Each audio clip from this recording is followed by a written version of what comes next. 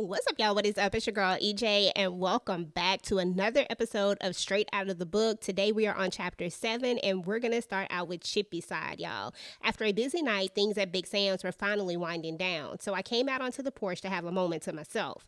I ain't gonna lie, parts of me were so sore there wasn't much else I could do except lean against the railing, letting the sunrise warm my face as I read my book.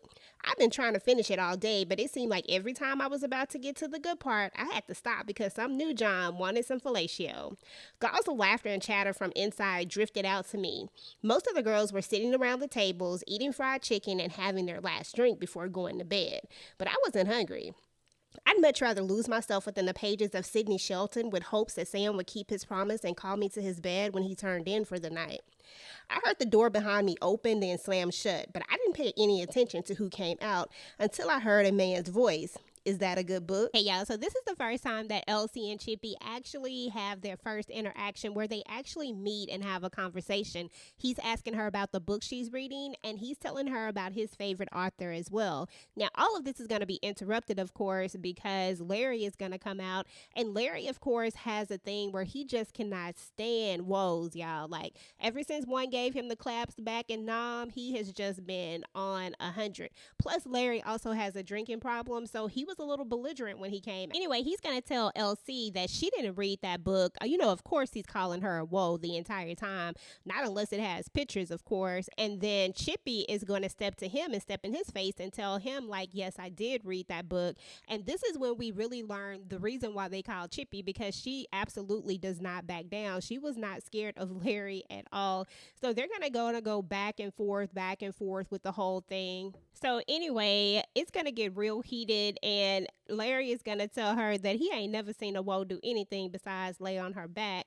Now, Chippy, of course, feels a little bit threatened, and she's going to pull out her straight razor and put it beside her.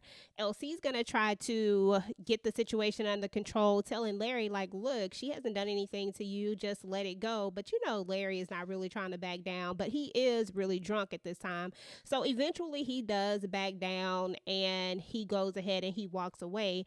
Now, Chippy and Elsie are going to have another little bit of a conversation, and he's going to apologize for his brother and give her back the book. And then she's going to tell him he better be glad I didn't cut him. That's when Elsie lets her know, no, you better be glad that you didn't cut him. Otherwise, you would be unalived right now. So Chippy tells him, I'm not some pushover. And then LC says, I'm not saying you are, but my brother is a unaliver. He spent 5 years at Vietnam as an army ranger. They taught him how to unalive people. He sounded very calm and nonchalant, but I could tell by his eyes that he meant what he was saying. It never left him when he came home. It's who he is. He's an unaliver, and he can't get rid of it. So he could have had no problem going through me to unalive you. Believe that. So anyway, Elsie and Chippy continue to have a conversation, and Elsie officially introduces himself as Elsie Duncan, and she tells him that her name is Chippy. He's going to ask her, what kind of name is that? And she's like, what kind of name is Elsie? So anyway, they continue to have a conversation, and she talks about the fact that his family has a reputation, and he tells her, that it's kind of hard to live down that type of reputation, but the truth is that he's a lover, not a fighter. Now, she's going to ask him if he's like his brother, and then that's when LC is going to be like, no, I'm not like that. I got a girlfriend, and we're going to be married. And he was like, I don't mess with them, nasty. And then he stopped himself, probably realizing who he was talking to. No offense. None taken. I don't plan on making a career out of this. I hope you mean that, because some of these girls in there have been around as long as I can remember. Hell, Big Shirley took my virginity when I was 15, and that was 7 years ago. Okay, y'all. So first and foremost, that's going to make LC about 22 years old when he meets Chippy and when all this stuff goes down with he and Donna. He's literally still in college. So, it is what it is. But anyway, these two are going to continue to have a conversation. And Chippy lets it be known that this isn't what she plans on doing for the rest of her life. She's going to see the world. She's going to travel. This is just what she's doing right now so that she can make ends meet. And then she asked him about, his family. And he said that, he wants to change the narrative, that he does some things with his brothers every now and again, but that he actually works at Bird's gas station.